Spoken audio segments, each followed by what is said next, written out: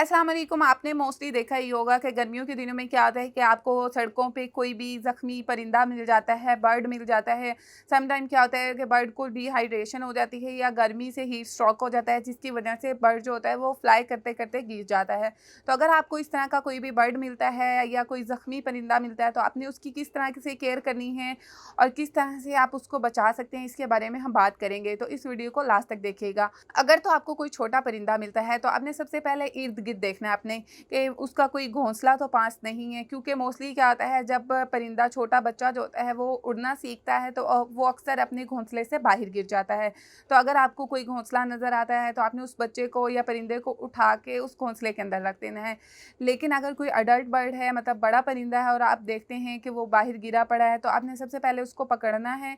अगर आपको लगता है कि बर्ड आपको मार सकता है, पंजे मार सकता है, कोई मतलब शिकारी बर्ड है, तो आप लोगों ने क्या करना है, किसी टॉवल या कपड़े की मदद से उसे पकड़ना है ताकि वो आपको ज़ख्मी ना कर सके। और उसके बाद आपने उसको पानी पिलाना है सबसे पहले। पानी अगर वो नहीं पी रहा तो आपने सिरिंज से या ड्रॉपर की मदद से उसको पानी पिलाना है और उसके बाद आपने उसको चला कर देखना है कि उसे कोई इंजरी तो नहीं है, मतलब उसकी टाँग में कोई ज़ख्म तो नहीं है, सही से चल पा रहा है या नहीं पा रहा। क्योंकि अक्सर क्या होता है कि जब बर्ड फ्लाई करते हुए गिरते हैं तो उनकी टाँग जो होती है वो फ्रैक्चर हो जाती है या उनका जो पर होता है उसमें कोई प्रॉब्लम हो जाती है।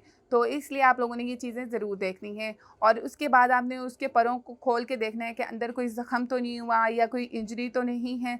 अगर आप लोगों को लगता है कि उसकी टाँग में कोई फ्रैक्चर है या कहीं पे कोई प्रॉब्लम आप लोगों को लगता है, तो आपने जो भी नज़दीकी वेट होगा उससे कंसल्ट ज़रूर करना है।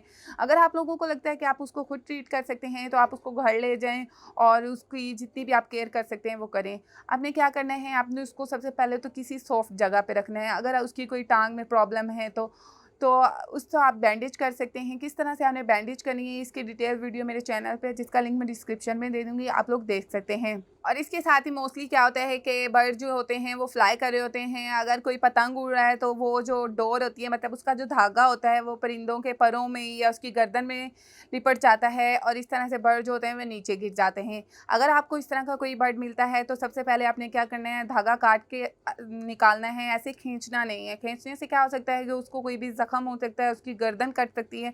तो आपने किसी सीज़र या कैंची की मदद से आपने उसको काट लेना है और आहिस्ता-आहिस्ता निकालना है। उसके बाद आपने उसको पानी पिलाना है और अगर आपको लगता है कोई ज़ख्म है तो आपने उसके ज़ख्म पे पायोडीन ज़रूर लगा देनी है और उसके बाद आपने उसको किसी गर्म जगह पे रखना है। ख़ास तौर पे सर्दियाँ अगर हैं तो आपने क्या करना है, उसको किसी बल्ब के नज़दीक या अगर हीटर लगा हुआ है तो वहाँ पे थोड़ा उसको नज़दीक रखना है ताकि उसको पेन कम से कम हो और वो जल्दी से रिकवर कर जाए। और इसके साथ ही गर्मियों में क्या होता है कि बर्ड जो होते हैं ये गर्मी की वजह से गिर जाते हैं जब उनको हीट स्ट्रोक होता है। तो आपने सबसे पहले उसको उठाना है, उसको पानी देना है, जैसे कि मैंने आप लोगों को पहले भी बताया। और उसके बाद आपने उसको कहीं डार्क प्लेस पे, मतलब कोई अंधेरे वाली जगह पे रखना है, क्योंकि अंधेरे वाली जगह पे क्या होता है, परिंदा जो है वो जल्दी से रिकवर कर जाता है अगर उसको कोई भी प्रॉब्लम होती है। और आपने सुबह मॉर्निंग के टाइम उसको उड़ा देना है। अगर आप उसको रखना चाहते हैं, अगर आप उसकी केयर कर सकते हैं तो आप उसको रख भी सकते हैं, लेकिन अगर आप उसको उड़ाना चाहते हैं, आज़ाद छोड़ना चाहते हैं, तो आपने सुबह के टाइम में ही छोड़ना होता है ताकि वो अपनी कोई ऐसी सेफ़ जगह पे पहुंच जाए जहाँ पे वो खाना भी खा सके और रह भी सके। तो मैं उम्मीद करती हूँ आप लोगों को ये छोटी-सी इन्फॉर्मेशन पसंद आई होगी। अगर वीडियो पसंद आई हो तो चैनल को सब्सक्राइब ज़रूर कीजिएगा, बेल आइकन को प्रेस करना मत भूलिएगा ताकि नई आने वाली वीडियोज़ की नोटिफ़िकेशन आपको मिलती रहे। Thanks for watching. अल्लाह हाफ़िज़।